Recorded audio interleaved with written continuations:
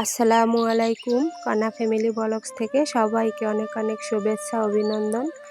আজকে যে যেখান থেকে আমার এই ভিডিওটা দেখছেন, আশা করি সবাই আল্লাহর রহমতে অনেক ভালো আছেন। আমিও আলহামদুলিল্লাহ বেশ ভালো আছি। প্রতিদিনের মতো আজকেও আমি সকাল থেকে ভিডিওটা শুরু করছি। সকালে ঘুম থেকে উঠে ফজরের নামাজ পড়ে তারপর কিন্তু আমি বাসি ঘর ঝাড়ু দিয়ে নিছি। আর আমি যেহেতু গ্রামে থাকি, আমার কিন্তু প্রতিদিনই ঘর ঝাড়ু দিতে হয় সকালবেলা। আর আমার তো মাটির ঘর, সবাই তো দেখেন। গ্রামে মাটির ঘরগুলা কিন্তু দেখা যায় যে রাত্রে যদি ময়লা হয়, ওটা কিন্তু রাত্রে ঝাড়ু দেওয়া যায় না। তো সকালবেলা উঠে কিন্তু ঝাড়ু দিতে হয় আগেই। পুরো ঘরটা ঝাড়ু দিয়ে উঠান বাড়ি ঝাড়ু দিতে হয়। আমি উঠান বাড়ি ঘর ঝাড়ু দিয়ে তারপরে কিন্তু এখন পুকুর ঘাটে চলে আসছি থালা বাসন ধোয়ার জন্য। আর আমি প্রতিদিনই কিন্তু এই যে পুকুর ঘাটে আসি থালা বাসন ধুইতে। আমার পুকুরের পানি দিয়ে ধুইতে কেমন যেন একটু মনে হয় যে তাড়াতাড়ি হয়। আর কল চাপা ধুইতে কিন্তু একটু সময় বেশি লাগে। যখন অনেক বৃষ্টি হয়, ঘাটে আসতে পারি না, তখন কিন্তু আমি যে কলে বসেই থালা বাসন ধুই। আসলে আমাগো ঘাটের অবস্থা অনেক খারাপ। ঘাটটা যদি আর একটু ভালো থাকতো তাহলে দেখা গেছে আমার কাজগুলো কিন্তু আরো সহজ হতো বা আরো তাড়াতাড়ি হয়ে যেত।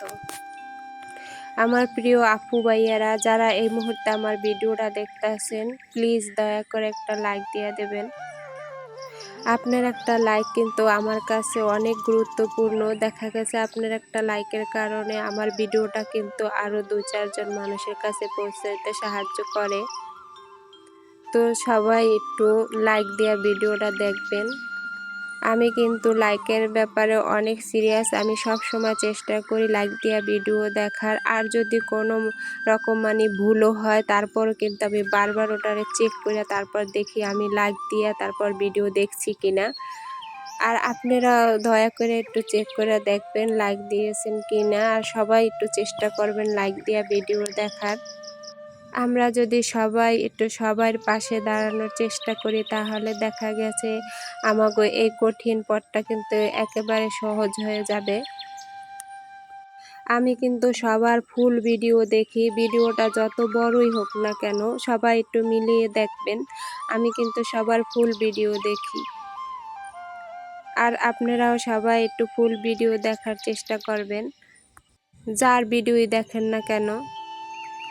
তো আপনাদের সাথে কথা বলতে বলতে আমি কিন্তু আমার অনেক কাজে আগাইয়ে ফেলছি।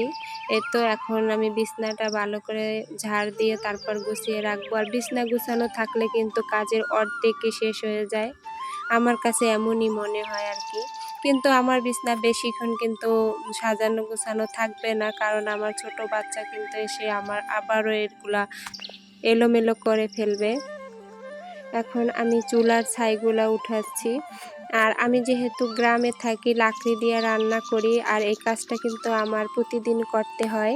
প্রতিদিন সকালবেলা কিন্তু এই চুলার ছাই উঠাতে হয়। আর এইগুলা কিন্তু আগে উঠানো যায় না, কারণ তখন তো চুলা গরম থাকে, ছাইগুলা অনেক গরম থাকে। তাই প্রতিদিন সকালবেলায় কিন্তু আমার এই ছাইগুলা উঠাতে হয়। তো একটু পরে তো আমি চুলা ধরাবো, সকালের নাস্তা বানাবো, এর জন্য কিন্তু ছাই উঠিয়ে নিলাম। এখন রান্নাঘরটা সুন্দর করে ঝাড়ু দিয়ে নেব, তারপরে কিন্তু আমি এখানে নাস্তা বানাতে বসবো। আর আজকে সকালবেলা নামাজ পড়ে আর কিন্তু আমি শুই নাই, কিন্তু প্রতিদিন কিন্তু আমি ফজরের নামাজের পর একটু শুয়ে থাকি। তো আজকে শুই নাই, কিন্তু আমার ছেলেও সাথে সাথে উঠে গেছে। এখন কিন্তু এই যে দেখতেছে আমার পিছনে পিছনে খুবই বিরক্ত করতেছে। আমি ঝাড় দিতে আসি, ও কিন্তু লড়ে না। আমি এত করে বলছি তুমি একটু সরো, আমি ঝাড় দিই, কিন্তু ও সরছে না, বলছে যে না আমি সরবো না। ও আমারে নিয়ে আর একটু শুয়ে থাকতো, এই জন্য আর কি। আমি কিন্তু ভাত রান্না করি পুকুরের পানি দিয়ে, এই জন্য কিন্তু আমার প্রতিদিনই কলস ভরে পানি নিতে হয়। আর প্রতিদিন 1 কলস পানি নিয়ে রাখলে আমার কিন্তু ভাত রান্না করা হয়ে যায়।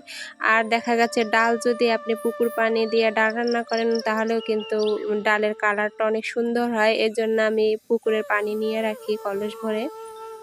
তো মোটামুটিভাবে বাসি কাজ সব গুছানো শেষ, এখন কিন্তু নাস্তা বানানোর পালা। তো আজকে আমি রুটি বানাবো আর আলু ভাজি করব, কারণ রুটি আর আলু ভাজি আমার বাচ্চাদের অনেক পছন্দ। আমি যখন রুটিগুলা বানাচ্ছিলাম তখন কিন্তু প্রায় 7:30 বেজে গেছে, আর আমার মেয়ে কিন্তু প্রাইভেটে যাবে 8টার সময়। তো আমি কিন্তু খুব তাড়াহুড়ো করতেছি যে আল্লাহই জানে মেয়ে খেয়ে যেতে পারে নাকি, এই জন্য খুব তাড়াহুড়ো করতেছিলাম। আটা সেদ্ধ করে নামিয়ে রাখলাম, এখন আলু ভাজিটা বসিয়ে দিলাম। আটাগুলো ঠান্ডা হতে থাক, আর এদিকে আমি ভাজি বসিয়ে দিলাম। আর এখন আটাটা একটু ভালো করে মেখে নিয়েছি, তাড়াতাড়ি করতেছি যেন আমার মেয়ে একটু খেয়ে যেতে পারে এই জন্য। আর আমার মেয়ে প্রতিদিন সকাল 8টায় স্কুলে যায়, আর প্রায় 4টা 4:30টার দিকে বাড়িতে আসে, কারণ ও প্রাইভেট পড়ে, তারপর স্কুলে ক্লাস করে, তারপর কিন্তু বিকালে বাড়িতে আসে। এখন যদি না খেয়ে যায় তাহলে কিন্তু ওর আর খাওয়া হবে না, আর খেতে খেতে দেখা গেছে যে বিকাল প্রায় 4:30টার মতো বেজে যাবে। অবশেষে আমার মেয়ে কিন্তু সম্পূর্ণ রেডি হয়ে তারপরে কিন্তু এই যে নাস্তা করলো, এখন ও স্কুলে চলে গেছে। আর এখন আমি একটু চা বসিয়ে দিয়েছি, একা খাবো চা, এই জন্য।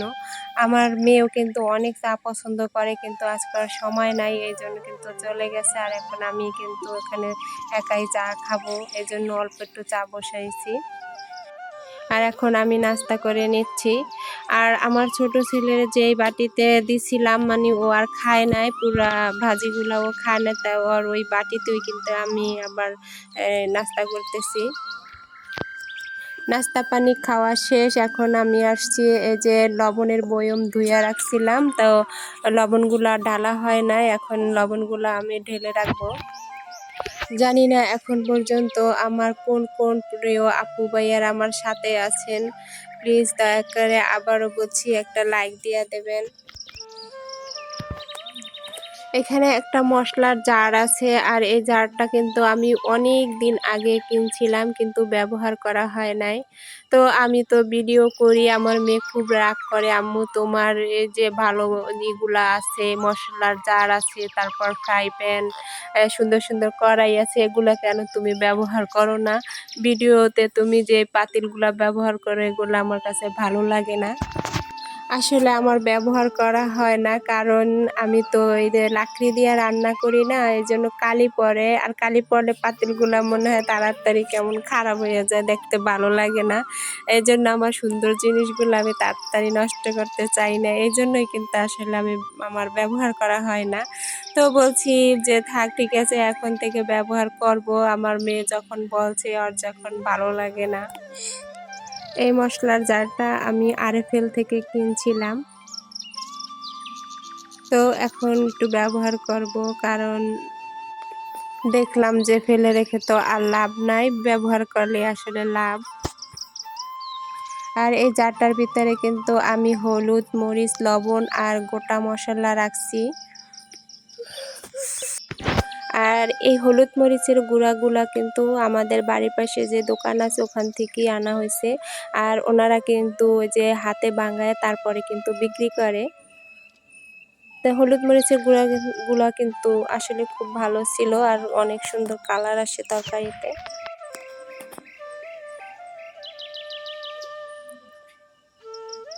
সবকিছু কিন্তু গোছানোর পরে আমি কিন্তু জায়গাটা একটু পরিষ্কার করে নিচ্ছি।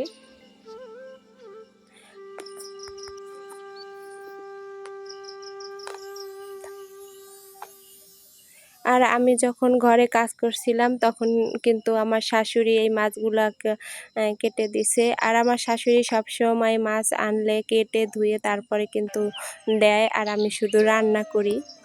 আর যখন অনেক বেশি মাছ আনে তখন কিন্তু বউ শাশুড়ি মিলেই কিন্তু কাটি। আর আমার বাসায় কিন্তু অত বেশি মাছ কেনা হয় না, যে একেবারে মাসকাবারি বাজার ওরকম কিন্তু করা হয় না। ওই যখন বললাম না আমার এখানে হাট বসে, ওই হাটবার দিন আনে 2-3 পদ, আবার 2-3 দিন খাই, আবার কিন্তু হাটবার দিন নিয়ে আসে, এইরকম আর কি। আর আমার শাশুড়ি ফ্রিজে রাখা জিনিস একবারই খেতে চায় না, ফ্রিজে রাখলেই মনে হয় স্বাদ অর্ধেক কমে যায়। তা আজকে কিন্তু এখানে পোয়া মাছ আনছিল, আর পোয়াগুলা কেমন একটু ছোট ছোট ছিল বেশি, তো আমি কিন্তু ছেলেরে বলছি আব্বু এত ছোট পোয়া কেন নিয়ে আসছো, একটু বড় সাইজের আনতা, তো বলছে এগুলাই পাইছি। আর আজকে দুপুরে কিন্তু আমি এই পোয়া মাছগুলাই ভুনা করব আর গাড়ি রান্না করব, কচুরমুখী, এগুলা কিন্তু আমার গাটি কচুই বলি বেশিরভাগই। আর এই প্ল্যাটফর্মে এসে আমি অনেক প্রিয় প্রিয় আপুগো দেখা পেয়েছি, যারা এত এত ভালো, তাদেরকে আর কি বলবো, এত ভালো, এত ভালো মন মানসিকতার মানুষ তারা। আসলে আমি তাদের থেকে অনেক কিছু শিখছি। এখানে আমি সফল হতে পারবো কিনা জানি না, কিন্তু আমার সেই প্রিয় প্রিয় আপু ভাইয়াদেরকে দেখে আমার লাইফে আমি অনেক কিছু শিখছি। যেমন মানুষের সাথে কিভাবে ব্যবহার করতে হয়, আবার রান্না বান্না অনেকের কাছ থেকে শিখতেছি, তারপরে মানুষকে কিভাবে ভালোবাসতে হয়, সেই অনেক কিছুই আর কি আমি সেই প্রিয় আপুদের কাছ থেকে শিখছি। এটাই আমার কাছে যথেষ্ট। আপনাদের সাথে কথা বলতে বলতে আমি কিন্তু মাছগুলো ভেজে নিয়েছি, এখন কিন্তু মাছটা ভুনা করব। আর আমার বাসায় কিন্তু সবাই মাছ ভুনা খায়, আর সহজে মাছ দিয়ে তরকারি রান্না করলে খেতে চায় না।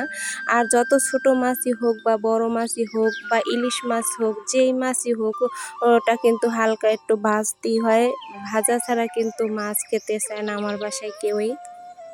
আমি যখন ভয়েস দিতেছি তখন কিন্তু আমার ছোট ছেলেটা অনেক বিরক্ত করতেছে, আমি কিন্তু অনেক কোলে নিয়ে ভয়েস দিতেছি, আর একটু সাউন্ড যেতে পারে আপনাদের কাছে, প্লিজ দয়া করে ক্ষমা সুন্দর দৃষ্টিতে দেখবেন।